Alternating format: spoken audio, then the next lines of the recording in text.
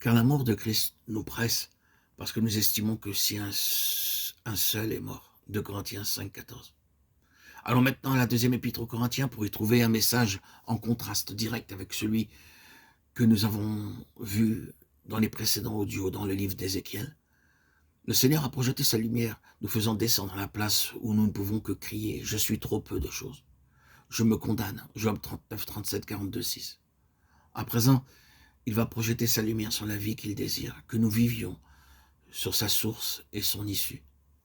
Nous voyons dans 2 Corinthiens 5, 14 le mobile puissant de la nouvelle vie. L'amour de Christ nous presse. Dans le grec original, le mot traduit dans nos Bibles par presse suggère un torrent débordant, s'héberge et brisant toute barrière devant lui. Ceci est l'opposé de l'image que nous avons du moi étriqué et égoïste, pleurant sur lui-même et faisant de lui le pivot de la vie.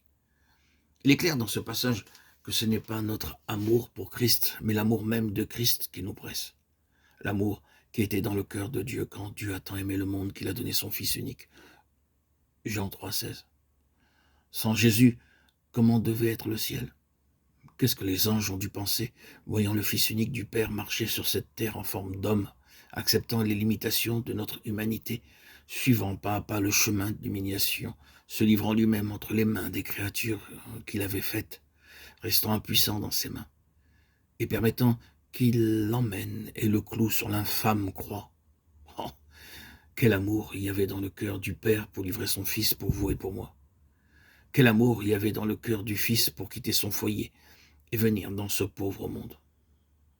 Oh, l'amour qui le fit se dépenser en faveur des autres du matin au soir. L'amour qui attira les pécheurs à lui. L'amour qui lui fit recevoir ces pécheurs et manger avec eux. L'amour qui le poussa au calvaire tout le long du chemin. L'amour qui endura la croix, méprisant l'ignominie.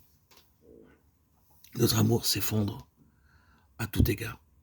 Notre amour pour Christ est bien peu de choses. Mais si seulement nous pouvons devenir des canaux pour ce puissant torrent d'amour qui a jailli du Père et s'est manifesté dans le Fils pour un monde agonisant. Serait-ce pas différent? Pensez à l'amour de Christ se répandant par nous et renversant toute barrière. Bien-aimés, frères et sœurs en Christ, auditeurs, auditrices, ce fut ce merveilleux amour de Christ qui rendit l'apôtre Paul capable de vivre en épanchant sa vie pour les autres. Lorsque nous regardons à Christ, nous ne pouvons oublier qu'il était le Saint de Dieu.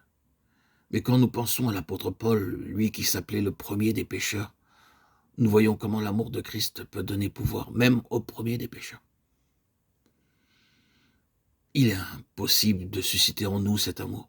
Nous pouvons dire combien méchants nous sommes, confesser que nous avons horreur de nous-mêmes et néanmoins rester aussi égoïstes qu'avant. Comment cette vie nouvelle va-t-elle devenir réelle en nous?